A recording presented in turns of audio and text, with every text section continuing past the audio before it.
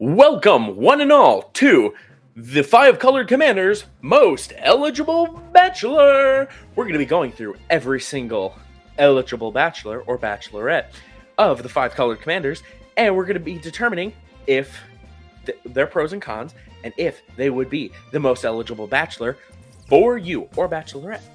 But before we get into it, please make sure to like and subscribe and comment down below your favorite commanders, because there are 41 contestants and only one can be crowned the most eligible bachelor. First off, with Sliver Legion. Pros are, has a lot of family ties, but also its cons are its family ties. Because look at it, slivers. Pros, it loves family. It bolsters all of its family. But at the same time, it only has family going for it. So, I am going through the most popular Five Color Commanders, by the way. So, let me know what your favorite is. Next, we have Tazri, Stalwart Survivor.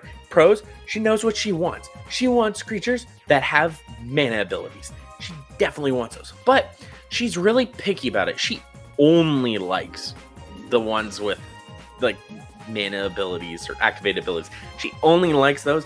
She's more likely to use you for her own sake or than to actually love you.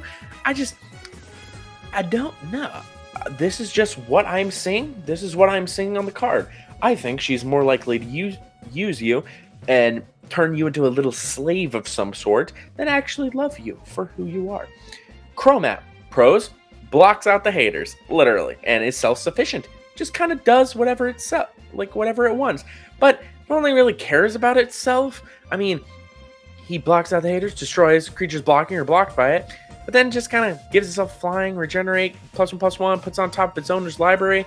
It is a top, though. Proof. Top of its owner's library. You might be into it. Atog.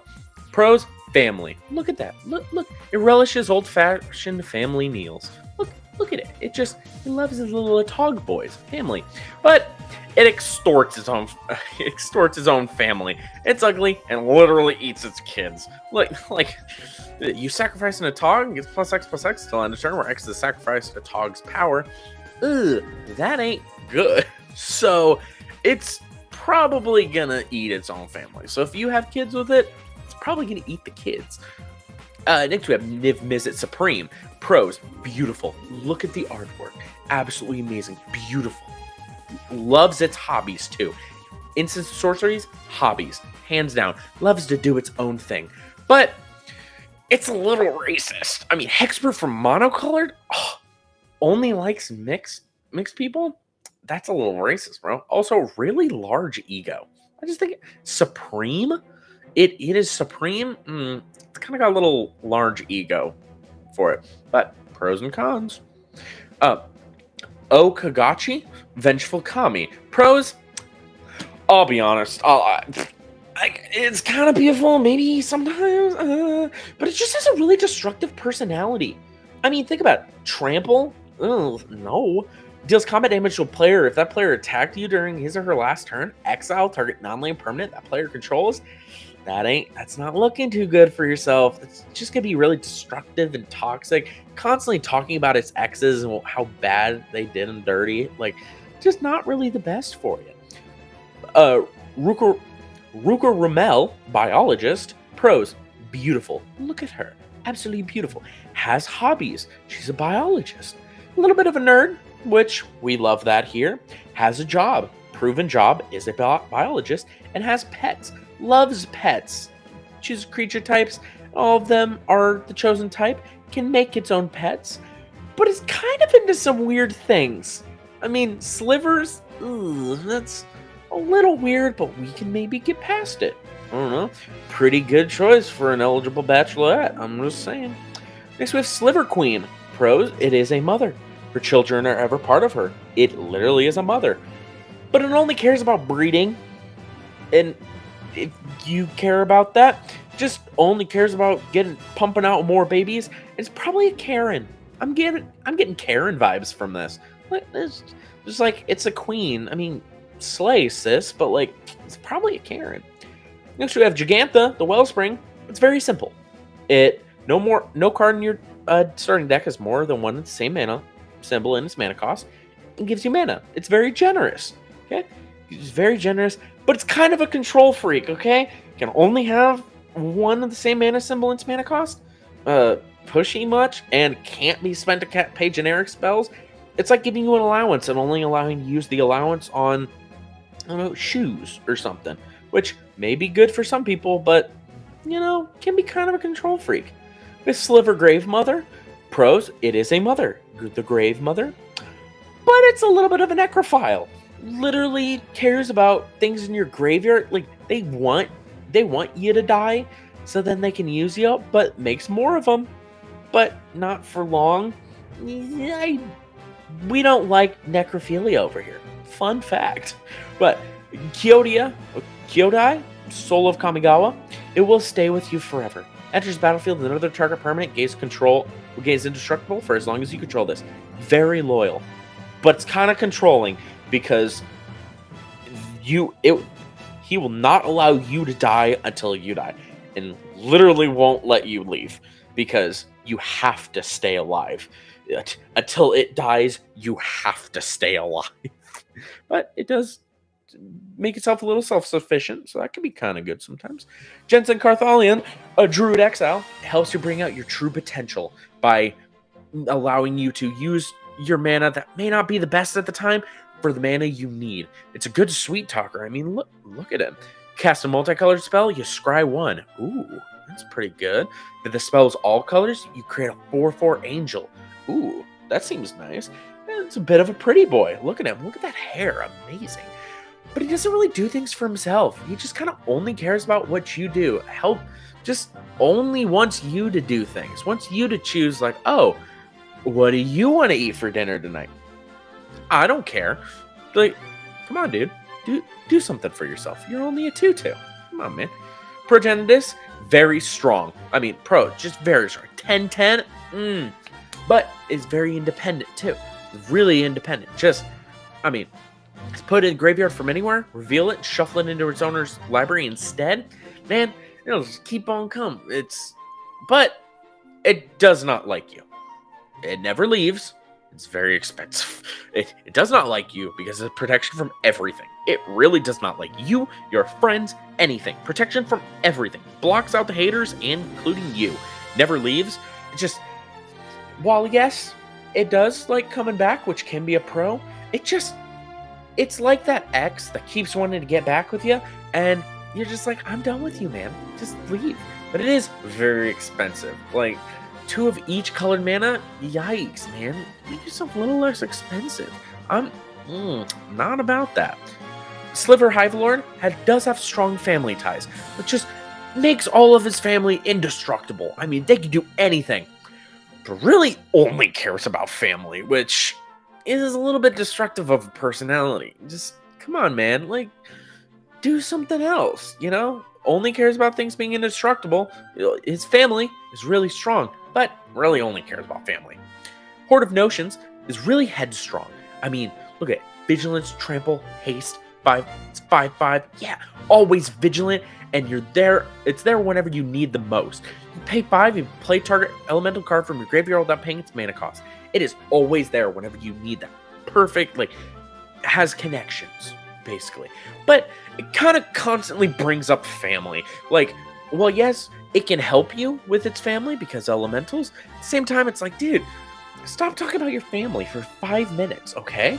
Maybe, I don't know, do something yourself. Stop always just bringing up, oh, my grandmother did this. Oh, yeah, my brother did this. And just keeps bringing them up. Maybe calm down for a little bit. They have Corona, False God. I see no pros with this because it's racist. It probably is. It probably is. It likes getting passed around because literally that beginning of each player's upkeep, that player untaps it and gains control of it. Yeah, probably goes really fast in a relationship, like way too fast than you would like. It has haste. Like, calm down. Just let it be. Okay? It's a liar. It's a little false god. It has a huge ego. Like, I'm getting huge ego vibes. It's a false god? Like, dude, come on, man. Like, calm down for a little bit. You're a liar and you have a large ego. I don't like it. General Tazri, beautiful. Look at her. Look strong woman vibes, okay? Beautiful armor. A literal ally. You know, we stand for the community. Is a literal ally. Has a bunch of friends. Enters, search your library for an ally, reveal it, put it in your hand, then shuffle. Puts it in your hand, has a lot of friends. Keep bringing them out. Helps the friends flourish. You can pay all 5 ally creatures you control get +X until end of turn, where X is the number of colors among those creatures. I mean, that's really good. But kind of makes being an ally their whole personality. We all know that one person. It just, come on, man. Just do something else. Also, I see a person in chat. What's going on? We're making YouTube videos. If you guys want to join in on the YouTube live thingamajig, come on down, because that's what I'm doing nowadays. Instead of doing things on Twitch, I can just do things on YouTube and then make them into videos. Check those out whenever you want to. Like and subscribe. But Scion of the Air Dragon, I don't really see any pros. It has a lot of parental issues. I mean, the Scion of the Air Dragon, they're the blood of the Air Dragon, which is like the mother, father kind of deal of all dragons. Puts people down for their own personal gain, literally. Search your library for a dragon card, put it in your graveyard, literally kills off potential. If you do, it becomes a copy of that card until end of turn. Personal gain much? We don't like that over here. Tazri, Beacon of Unity, it's always looking for new friends. I mean, spell costs 1 less cast for each creature in your party. It looks at the top 6 cards of your library. You may reveal one of these from among them, put them in your hand, put the rest on the bottom of your library in random order. She's constantly looking for more friends. Just really loving, caring, but she's just really easy. I mean, it just costs a lot less, so it can just cost 1 to get out. It's just really easy to do, and it has a very selective choice of friends. I mean, it's we want to be very inclusive and only allowing clerics, rogues, warriors, wizards, or allies. It's, you know, we need to be a little bit more inclusive of our friends. We have Jared Carthalion. Only pros, no cons. If you think this is definitely an up ahead for all the most eligible bachelors, you might be right, but we'll see at the end. It's a pretty boy. Look at him. Has pets confirmed with +1 ability. Creates a 3/3 Kavu creature token with trample. That's all colors. Helps you get better. Just choose 2 target creatures. For each of them, put a number of 1/1 counters on it equal to the number of colors it is. Very helpful. Very good. This guy is just amazing with helping you with things. Helps you relive your best moments. Return a multicolored card from your graveyard to your hand. The card was all colors. Draw a card and create 2 treasures. Just really helps you. Like, will sacrifice himself sometimes to just bring out the best in you. He wants you to help and is very loyal. Very, like, husband material right there. Can be your commander. Can be there for you. Is willing to go above and beyond. I see no downsides with him. Absolutely beautiful. And this guy is good commander. I completely agree. Now we have the Child of Lara, the complete opposite. It is a literal child and has a very destructive personality, like all children. Look at this. Put it in the graveyard from play, destroy all non-land permanents that can't be regenerated, and it has trample. Ugh. It's a literal child too, so we're not allowing that here. That's why 0 pros, because I'm not allowed to say anything. That is a literal child. But destructive personalities, we don't like that over here. Niv Mizzet Reborn. Beautiful. Look at the art. Look at Niv Mizzet. Absolutely beautiful. Helps bring out the best in you. Enters the battlefield, reveals the top 10 cards of your library. For each color pair, choose a card that's exactly those colors from among them. Put the chosen cards into your hand. The rest on the bottom of your library in a random order. I mean, just really helps you just get out those hobbies, the friends, everything. Just really there for you. But really doesn't like basic. So if you have any sort of like basic in you, doesn't really like that. Is a little picky about what they help you bring out. It's like Batman choosing a Robin only because he's like a really good gymnast, or like if Robin knew how to use a gun or something. Like very specific. Like, I don't like you because you have multiple things. Just like, you're really good at this, so I choose that for you. Then we have Garth One Eye. He knows what he wants, okay? He comes out, you can tap him, and You can get a Disenchant, Brain Geyser, Terror, Shivan Dragon, Regrowth, Black Lotus. You create a copy of the card with the chosen name. That's really good. But he really only cares about the past. I mean, when's the last time you've seen some of these? I mean, Disenchant, sure. Black Lotus, everybody knows Black Lotus. Regrowth, they know that. Like, when have you really played a Shivan Dragon, a Brain Geyser, a Terror? When's the last time you've really played them? It's, you know, he's only cares about the past, but he knows what he wants too. So it can be pretty good. With the Reaper King, I don't really see any pros because he's a bit of a weirdo and a bit of a bully. I mean, scarecrows, that's pretty funny, but he's kind of a bully. Whenever another scarecrow comes into play under your control, you know, gets another part of his gang, you destroy another permanent. That's like bullying behavior. We don't condone that over here. We have Cody, Codex. I don't know how to say that word. I don't see any pros because it's just kind of a book. It really hates change. You can't cast permanent spells. If things are out there, they're out there. We're good. It only cares about its own hobbies because it's and sorceries. Those are kind of like hobbies, and it only really cares. And I see that the person in chat really loves Cody.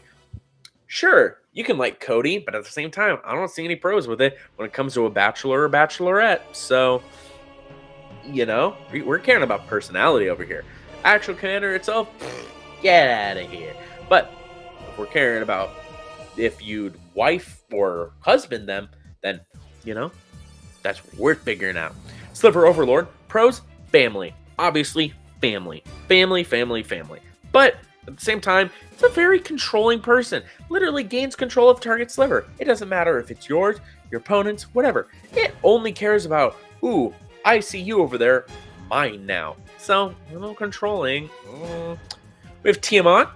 Pros, it's a mother. My children will rule over all. We love mothers over here. But at the same time, it's probably a total Karen at the same time. Like, my children will rule over all. Karen much? Also has lots of kids. Like, you might like mothers with kids, but at the same time, like, 5 dragons not named that? I mean, also a bit of a player too. Think about it. Not named Tiamat? Probably been sleeping around a little bit, but I don't know. I'm not putting words in people's mouths. We have Tom Bombadil. Great storyteller. Loves nature. Look at him. Literally cares about sagas. I mean, he says he's a god, but at the same time, he doesn't say he's a god. He just is. He's just a great storyteller. Loves nature. Will constantly just tell you more and more stories. I don't see any cons with him. He's got a great beard too. Look at him. Absolutely amazing boy. Great lad. But we have Ramos, Dragon Engine. It gets stronger upon seeing your success. Literally, whenever you do a hobby that you really enjoy, it gets stronger for each of the spell's colors. That's really good. It helps you be more successful. So it's constantly fueling its own self because you remove 5/1 counters from it and you create a bunch of mana. So it literally, you make it a little bit stronger and then it helps you get stronger. It just keeps going over and over again. Absolutely, absolutely amazing. Love Ramos. Just, amazing. Omnath Locust Vol. I see nothing. I just see gaslighting. 100% gaslight. If you would lose unspent mana, that mana becomes black instead. You didn't lose that mana. It was black the whole time. Yep. Omnath is Gaslighter. Confirmed. Urtet, Remnant of the Monarch. It does have family, because whenever you cast a mirror spell, create a 1/1. That's pretty good. Cares about mirrors. It's kind of racist towards breeding and helping people, though. Yeah. It only cares about colorless stuff. And helping people? No. It only cares about its own family. No. I don't remember why I put this. I just feel like he's probably racist. You know? Look at him. He is just a little guy, but, like, he's probably great at the same time. He's got family, too. So, and a little bit of hobbies. But, now we'll just move on. Jonah, Archmage Eternal, is a pretty boy. Look at him. Pretty boy.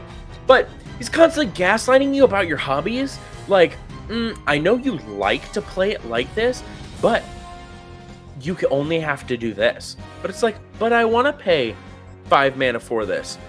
But it's like, but just pay 5 mana for it. It never lets you do things the way you want to. Like, that's the gaslighting part. It's just like, but you actually paid this. But I don't want to pay that. And yeah, Jota's everybody's man. If you're actually playing him as a commander, he's really good. But at the same time, he's a little bit of a gaslighter. Never lets you do things what you want to do. Which isn't that great if you want to wine and dine. The first sliver does care about family, but it's a little chaotic. Like, a little lot. Cascading. Cascading is really chaotic. And if you like cascading, if you like the chaos, then this might just be the... I don't know what gender that is, so I'm not going to assume them. If you like them, go ahead. But at the same time, a little chaotic for a lot of people's taste. Morophon the Boundless. It does like you. See, this is one of the first ones that genuinely just... it likes you. Enters the battlefield, choose a creature type, and it'll help you no matter what it is. So, if you wanted to choose dragons or dinosaurs or whatever, it is there to help you reduce the mana in the mana costs and just helps you in general. Like, genuinely, it buffs you so much, but at the same time, will probably lie to you about who they really are. I mean, do you really know who Morophon is? Is it a dragon? Is it a sliver? Is it a dinosaur? You never really know. But at the same time, it's just, it helps you. And it does like you. So, maybe. We have Najili, the Blade Blossom. Beautiful to start out with, but is very headstrong. Like, always going into war. Just, always in there. Amazing. Has friends, is confirmed. Whenever warrior attacks, like her, you may have its controller create a 1/1 that's tapped and attacking. It pushes you to do your best. You pay all 5 mana, all 5 colors of mana, untap all creatures you control. They gain trample, lifelink, and haste until end of turn. After this phase, there's additional combat phase. Activates ability only during combat. Just gets in there. Really just gets in there, pushes you to do your best, always do your best. But is kind of always looking for a fight, which isn't necessarily like a really bad thing, but at the same time, like, you just kind of want to stop, smell the roses a little bit, cook her some dinner or something. But she just only cares about fighting most of the time. We have Cisse, whether a light captain, has friends, confirmed. Search your library for a permanent card with a converted mana cost less than its power. Put the card on the battlefield, then shuffle your library. She is hot. I'm just saying, look at her. Can you blame me? Loves hanging out with friends. I mean, just constantly. It does. Cisse does rock. Absolutely. I agree with you. Loves hanging out with friends. Just, gets +1/+1 for each color among legendary permanents you control. Just loves hanging out with all the friends. But really only cares about her friends and only has friends that are lesser than her. Just really doesn't care about like how many friends she has. She really only cares about, oh my god, I have this friend and does that friend, and like, oh, this friend over here is like, all sorts of things. Cisse seems like the type of gal to say like, oh, I'm not racist because I have a black friend. Literally gets stronger because she has a literal black friend. And we have Jota the Unifier, kind of the mom of the friend group, really. Just kind of brings everybody together and just says, hey, let's do this. Let's go do this. It really just brings people together in general. So, legendary creatures you control get +X/+X, where X is the number of legendary creatures you control. Just kind of is like, hey guys, let's just all gang together and do things ourselves. Whenever you cast a legendary spell from your hand, exile cards from the top of your library until you exile legendary non-land card with lesser mana value. You may cast that card without paying its mana cost, but the rest is all on the bottom of your library in a random order. So, you play a legendary spell, and then he just kind of goes, hey, let's keep going. Let's push a little bit more. Come on, let's go. Let's grab your fruit snack. Grab your fruit snacks and get in the car. Definitely a soccer mom. But we love that. I don't really see any cons with this because we love the soccer moms friend group. Asika, God of the Tree. Look at that. She's cute. She's really helpful. Oh, taps to add 1 mana of any color. I mean, really helpful. It brings out the best in people. I mean, other legendary creatures you control have vigilance and tap, add 1 mana of any color. Really just helps you give back to things. Just is always kind of there, just being really cute and helps you kind of boot. Honestly, would be a really good friend to you. Just being like, yeah, let's go find the kind of friend that's a gal that just kind of goes, let's find you a girlfriend, buddy. Come on, man. You just go, yeah, I can find a friend. No, we're not worried about the backside because that's not a legendary creature. It goes, with Ghost Shintai of Life's Origin, it's basically just a building. If you think about it, there aren't any pros. It's just a building. Yeah, can't really say anything about it because it's just a building. We have Kenrith, the Returned King, will help in times of need. Just constantly, you could do any of these, anytime, instant speed. Boosts his allies, puts 1/1 counters on them, gives them trample and haste. Kind of jack of all trades too, and does have a job. It is a king. He is a king. He's returned, but he is a king. But he's probably way too busy for things. I mean, if he's not giving creatures trample and haste, if he's not putting 1/1 counters on things, giving player 5 life, drawing a card, we're putting a creature from graveyard on the battlefield under owner's control. He's got a lot of kingly duties, constantly doing things. Doesn't really have time to just stop and really relish in it.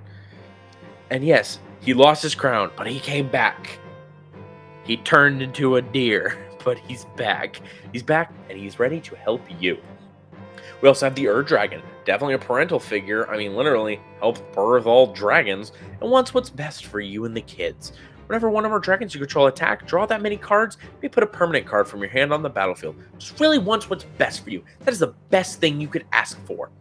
But does kind of promote violence, and violence is not something we really want over here. I mean, it wants you attack, because then you could draw cards and get more things. But that's violence, and violence is never the answer, boys. Violence is never the answer. So now we've been through all of them. Drum roll, please.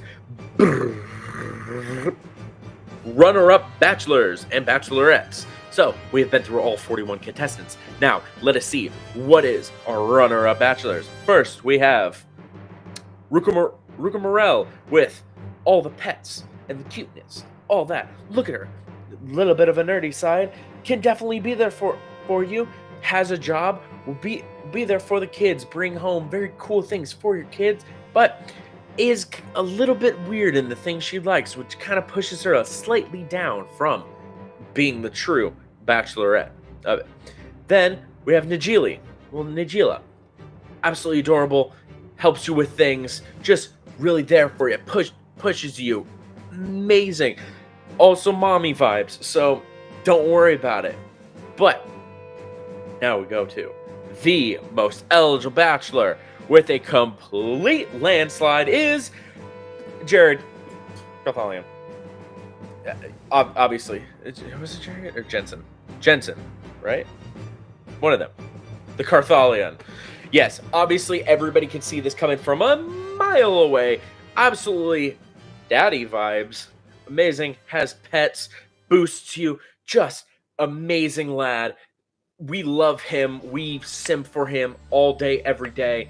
Just, So he is today's 5 color commanders most eligible bachelor. But if you like this, please make sure to comment your favorite bachelor in Magic. So, like and subscribe. And if you want me to do this for any of the other colors, white, black, red, green, blue, if you want me to do any of those, or colorless too, if you want me to do any of them for this, please let me know down in the comments below. But thank you guys for watching today's most eligible bachelor, and I will see you guys in the next one.